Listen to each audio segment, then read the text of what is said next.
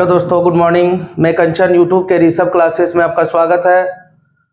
आप इस बार क्लास 10 का अगर एग्जाम देना चाहते हैं तो मैं आपको लेकर एक क्वेश्चन लाया हूं, थेल्स प्रमेय का विलोम, जो कि थ्योरम यानी प्रमेय 6.2 से रिलेटेड है ना। प्रमेय 6.1 मैंने आपको पिछला वीडियो में ही डाल दिया था और आज मैं आपको बताने वाला हूं थेल्स प्रमेय का विलोम यानी जो 6.2 प्रमेय है।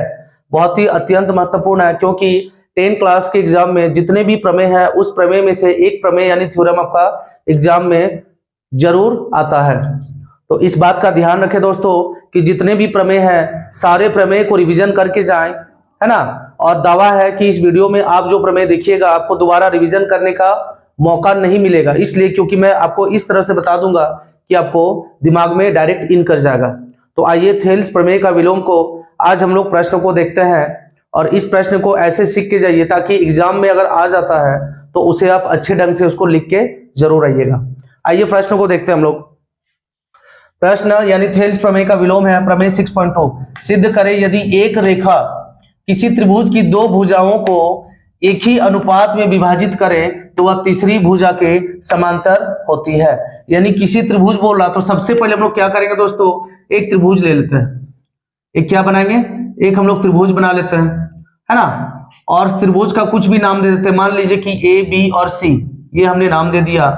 तो किसी त्रिभुज की दो भुजाओं को एक ही अनुपात, दो भुजा मतलब ए बी और कौन दोस्तों, एसी, ए बी और क्या, एसी, ठीक है। सिद्ध करें यदि एक रेखा किसी त्रिभुज की दो भुजाओं को एक ही अनुपात में विभाजित करें। इसका अर्थ यह है कि यहाँ पे हम लोग एक पॉइंट लेते हैं और यहाँ पे एक लेते हैं, इसको क्या करते हैं हम लोग दोस्तों, है ना, इसे खींच देते हैं। तीसरी रेखा बोल रहा था ना कि सिद्ध करें यदि एक रेखा, ये रेखा ले लेते हैं हम लोग, किसी त्रिभुज की दो भुजाओं यानी कौन कौन, ए बी और ए सी को एक ही अनुपात में विभाजित करें तो तीसरी भुजा के समांतर होती है ना। किसके समांतर होगी दोस्तों, तीसरी भुजा। तो तीसरी भुजा जो होगा इसी के समांतर होगा। मतलब हम लोग एक काम करते हैं, यहाँ पे जो है डी और यहाँ पे नाम ले लेते क्या, ई। ये जो हम लोग का त्रिभुज है, इस त्रिभुज का समांतर यानी इस त्रिभुज के समांतर जो बीसी है, बीसी डी के समानांतर नहीं है दोस्तों, ठीक है। क्यों नहीं है, क्योंकि इसी को हम लोग को प्रूव करना, डी पैरेलल होना चाहिए बीसी का, ये हम लोग को सिद्ध करना। इसीलिए हम लोग पैरेलल अभी फिलहाल नहीं बोल सकते हैं, है ना। इसको हम लोग क्या नहीं बोल सकते दोस्तों, पैरेलल नहीं बोल सकते हैं। तो आइए इस प्रश्न को देखते हैं। सबसे पहले आप लोग क्या कीजिएगा, ए बी सी एक त्रिभुज खींच लीजिएगा। उसके बाद जो ये तीसरी भुजा बोल रहा वो खींच लीजिएगा क्या, डी ई, या तो आप अपने मन से कुछ भी नाम बैठा सकते हैं। तो सबसे पहले हम लोग लिखेंगे, देखिए कि दिया हुआ है ना, आपको इस तरह से एग्जाम में लिखना है कि दिया हुआ है त्रिभुज ए बी सी में, क्या लिखना दोस्तों, त्रिभुज ए बी सी में दो भुजाएं, है ना। त्रिभुज ए बी सी में दो भुजाएं, और वो दो भुजाएं कौन कौन सा दोस्तों, तो देखिए दो भुजाएं कौन कौन सा, ए बी तथा ए सी, है ना। ए बी और क्या बोलेंगे, ए बी और ए सी, ए बी और क्या दोस्तों, ए बी और ए सी, यानी ए बी और ए सी के मध्य बिंदु, ए बी और ए सी के दो मध्य बिंदु हम लोग बोल सकते हैं। ए बी और ए सी के दो मध्य बिंदु, दो मध्य बिंदु कौन कौन सा है दोस्तों, दो मध्य बिंदु डी तथा ई है। डी तथा ई पर लिख देते कि प्रतिच्छेद करती है। डी तथा ई पर क्या करती है, प्रतिच्छेद, प्रतिच्छेद करती है। ये हमने लिख दिया, है ना। ये क्या किए, ये फिगर को देख के लिखना पड़ता है।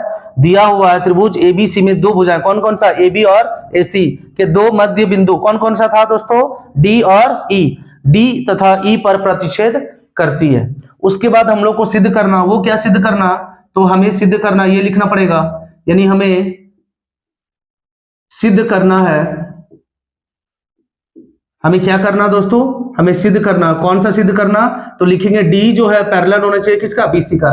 यही हम लोग को प्रूव करना, यानी लिखेंगे हम लोग डी ई, ये पैरेलल होना चाहिए किसका दोस्तों, बीसी का, है ना। डी पैरेलल होना चाहिए किसका, बीसी का।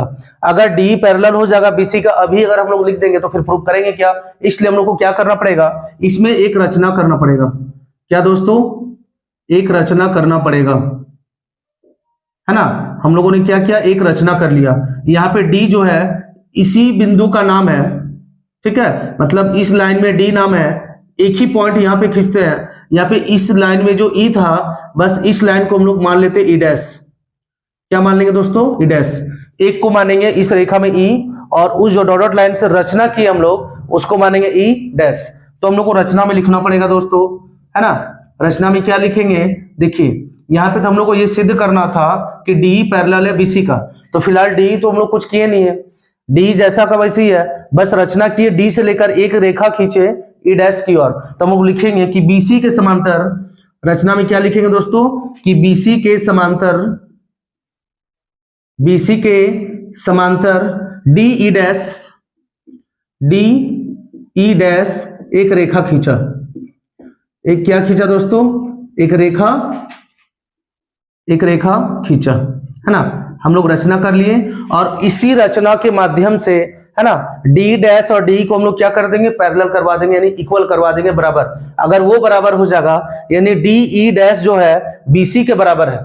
अगर डी डैश को डी से बराबर करवा देते हैं तो क्या हो जाएगा दोस्तों, डीई जो है बीसी के बराबर हो जाएगा, यानी पैरेलल हो जाएगा। वही हम लोग को क्या करना, प्रूव करना। तो आइए स्टार्टिंग करते हैं, देखते हैं कि कैसे हम लोग जो है प्रूव करेंगे, ठीक है। तो यहाँ पे हम लोग सबसे पहले प्रमाण ले लेते हैं। प्रमाण में लिखेंगे दोस्तों हम लोग त्रिभुज किसमें, ए बी सी में, है ना। त्रिभुज किसमें, त्रिभुज ए बी सी में। त्रिभुज ए बी सी में हम लोग क्या करेंगे, यहाँ पे हम लोग को देखना है कि त्रिभुज ए बी सी में पिछला वीडियो में 6.1 में जिस तरह से हमने प्रूव किया था एडी बटा डीबी इक्वल टू एई बटा ईसी, बस उसी को यहाँ पे लेना। क्या लेना कि एडी बटा डीबी, जब ये डी डैश पैरेलल है बीसी का, तो हम लोग लिख सकते हैं, क्या लिख सकते हैं कि एडी बटा में डीबी इक्वल टू होगा, यानी एडी बटा में डीबी इक्वल टू किसका होगा दोस्तों, यहाँ पे बोल सकते हैं हम लोग क्या, एई बटा ईसी।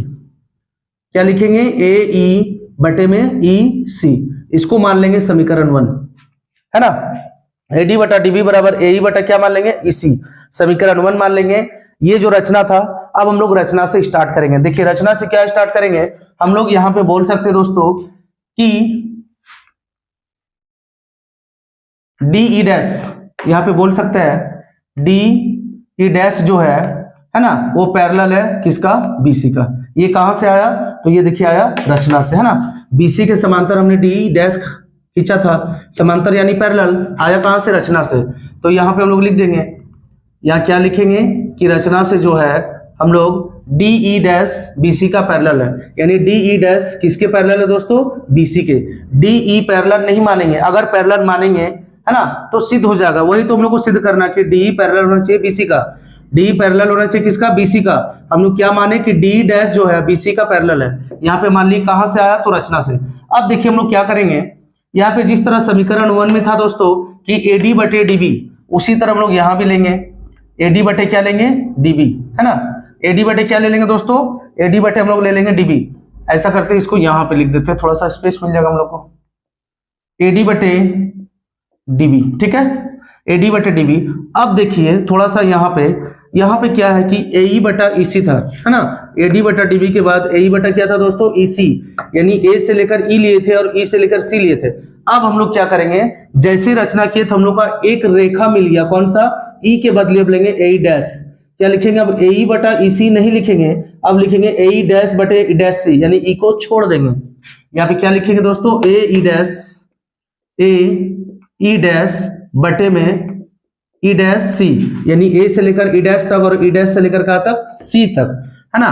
ई डैश बटे में ई डैश सी, इसको समीकरण 1 माने थे, तो इसको क्या मान लेंगे दोस्तों, समीकरण 2। अब हम लोग देखिए समीकरण 1 एवं 2 से हम लोग को कुछ मिलने वाला है। क्या मिलने वाला, ध्यान रखिए, जरूर मिलेगा, लाइक कमेंट करते रहें। समीकरण 1 एवं किससे, 2 से।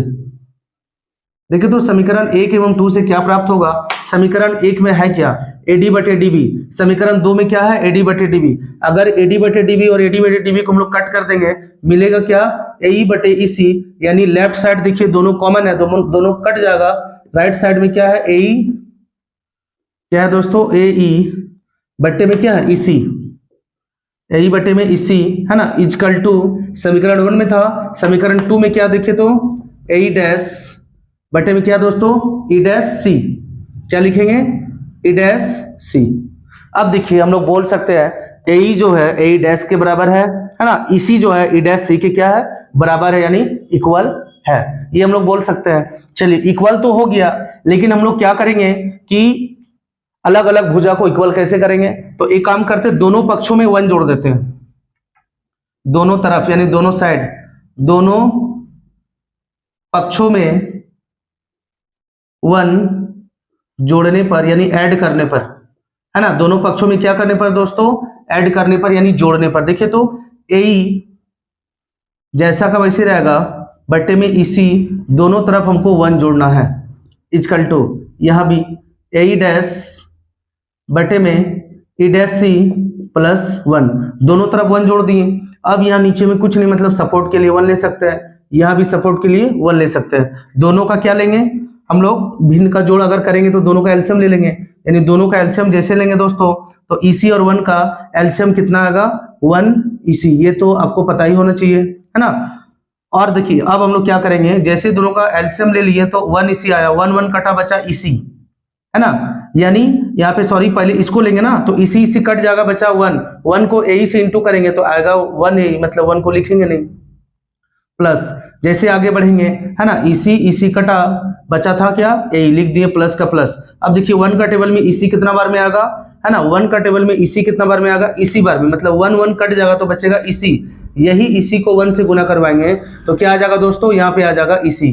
ये देखिए हम लोग का आ गया इक्वल टू का इक्वल टू। ठीक उसी प्रकार 1 और E डैश C का अगर हम लोग एलसीएम लेना चाहेंगे तो क्या आ जाएगा, 1 E डैश C आएगा, ये और ये कटेगा, बचेगा 1, 1 को AE डैश से करेंगे तो क्या आ जाएगा, AE डैश, AE क्या आ जाएगा, डैश, प्लस का प्लस। अब देखिए 1 और 1 कटा, बचा E dash C, E dash C को अगर 1 से करेंगे तो क्या आ जाएगा, वही सेम आएगा, E डैश C ही आएगा, है ना, E डैश C। अब देखिए यहाँ पे हम लोग बता रहे हैं, क्योंकि नीचे स्पेस नहीं है दोस्तों, ठीक है, स्पेस एक लाइन है तो हम लोग लिख सकते हैं, लेकिन कोई बात नहीं, हम लोग ऊपर लिख लेंगे AE प्लस EC। देखिए तो अब हम लोग आते हैं त्रिभुज में, AE प्लस EC, A से लेकर E तक, फिर E से लेकर C तक, बोल सकते हैं AC, गौर से देखिएगा यहाँ पे A से लेकर कहाँ तक बात कर रहा है, E तक, यानी यहाँ तक, ठीक है, फिर E से लेकर कहाँ तक, C तक, यानी EC तक। अगर दोनों को ऐड करेंगे तो कहाँ से कहाँ तक होगा, A से लेकर C तक, यानी AE प्लस EC।